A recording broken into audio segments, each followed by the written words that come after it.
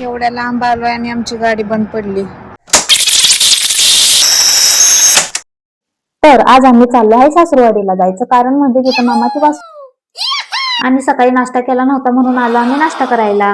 पण पुढे जाऊन एवढं मोठं कांड होईल हे माहित नव्हतं. नंतर न चले हम अपने रस्ते.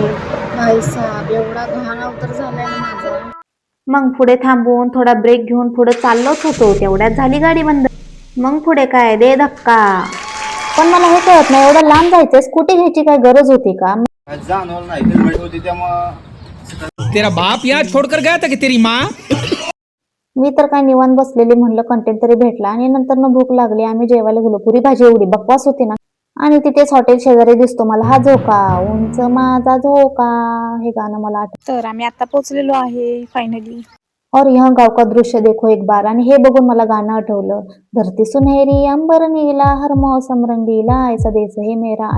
आणि हा सनसेट तर बघा भाई साहब एवढा भारी दिसत होता ना मोहब्बत ही हो गई मुझे. आणि ही माझी मावडी. इथं सगळ्या प्रकारचे प्राणी बघायला भेटतील. आणि ही माझी सासू चुलीवर भाकरी टाकतात. मला तर येत नाही म्हणून मी टाकली नाही तर मी टाकली असती. आणि माझी दीर बघा एवढं त्यांना बोलायला लागतं ना की काय सांगू. चला बघूया उद्या नेक्स्ट पार्ट मध्ये काय होते. Okay bye.